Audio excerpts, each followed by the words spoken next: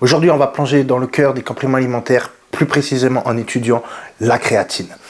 Alors que vous soyez un athlète chevronné ou un pratiquant de fitness amateur, comprendre ce que la créatine peut vous apporter va vous être bénéfique. Alors, on va savoir qu'est-ce que c'est que la créatine, comment fonctionne-t-elle et quels sont les bénéfices qu'elle peut vous apporter. Alors, qu'est-ce que la créatine? La créatine est un composé azoté qui se trouve principalement stocké dans le muscle squelettique. En effet, 95% de la créatine se trouve stocké dans les muscles. Le reste de la créatine va se trouver stocké dans le cerveau, dans le cœur et d'autres tissus. Le corps produit la créatine de manière naturelle à partir de 3 acides aminés, l'arginine, la glycine et la méthionine. Mais on peut également l'obtenir grâce à l'alimentation, grâce à certains poissons et la viande rouge. Malheureusement, on ne va pas pouvoir avoir le grammage qu'il vous faut pour le sport. Comment fonctionne la créatine?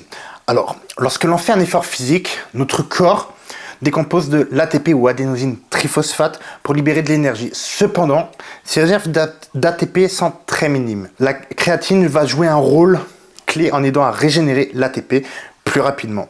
Lorsque l'on consomme de la créatine, elle se transforme en phosphocréatine qui peut ensuite donner un groupe de phosphate qui se nomme l'ADP, adénosine diphosphate, pour produire à nouveau de l'ATP. La créatine nous permet d'avoir de l'énergie en instantané. Elle produit de l'énergie plus rapidement lors d'efforts intenses.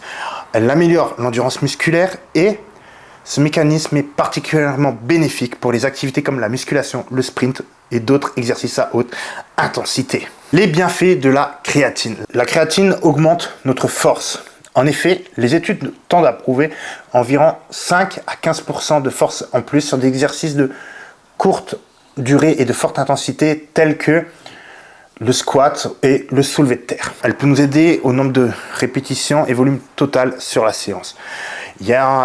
On a aussi une récupération plus rapide. La créatine peut aider à réduire les douleurs musculaires post-entraînement et ce qui est essentiel pour pouvoir s'entraîner un petit peu plus intensivement et aller au-delà de nos limites. Elle permet aussi à développer, à avoir un aspect un peu plus gros du muscle en allant hydrater les cellules intramusculaires avec l'eau. C'est pour ça que quand on prend de la créatine, bien souvent on va prendre 2-3 kg grâce à la créatine, mais là ça va être l'eau intramusculaire. Donc elle va juste augmenter le volume intramusculaire et c'est pas une prise de muscle si vous préférez. Elle peut aussi stimuler la synthèse des protéines musculaires et augmente certaines hormones comme l'IGF-1, ce qui est un facteur nécessaire au développement musculaire. Comment on prend la créatine, vous allez me dire? Alors, la créatine est disponible sous plusieurs formes, en poudre, en gélule, voire maintenant, je le vois même parfois déjà liquide. Pour ma part, je préfère en poudre parce que ça vous permet de doser comme vous le voulez et ça vous reviendra moins cher. Parce que si vous le prenez en gélule de la créatine monohydrate, même sans label Créapure, si vous prenez en gélule ou en poudre, vous comparez, vous mettez le prix à côté. Pour le même nombre de grammage de créatine, les gélules vont vous mettre beaucoup plus cher alors que la poudre beaucoup moins cher. Donc, suivant votre consommation, je vous préconise la poudre. Vous allez me dire combien prendre de créatine par jour. Dans le temps, on avait les études qui nous disaient qu'il faut faire une phase de chargement.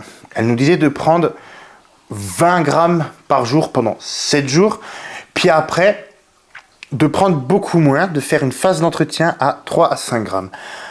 Alors pour ma part, jamais fait de phase de charge, j'avais toujours pris 5 grammes et après quand j'ai augmenté en kilos, oui tu prends un peu plus, logique. Un gars de 100 kg ou 108 kg va pas prendre autant de créatine qu'un gars qui fait 50 kg. Alors, l'hydratation, la créatine elle peut entraîner une rétention d'eau, donc toujours intramusculaire, mais il faut quand même veiller à bien s'hydrater. La créatine a-t-elle des effets secondaires?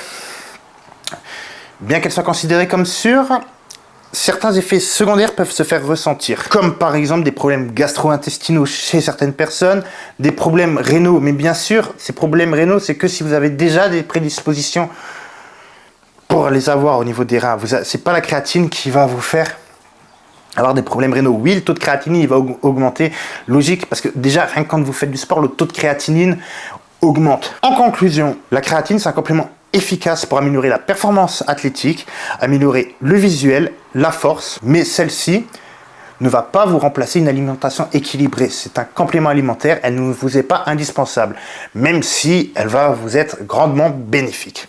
Il faut donc, lorsque vous utilisez la créatine, vous entraîner. Vous n'allez pas prendre juste de la créatine et vous dire je vais prendre du muscle. Non, ce n'est pas le cas.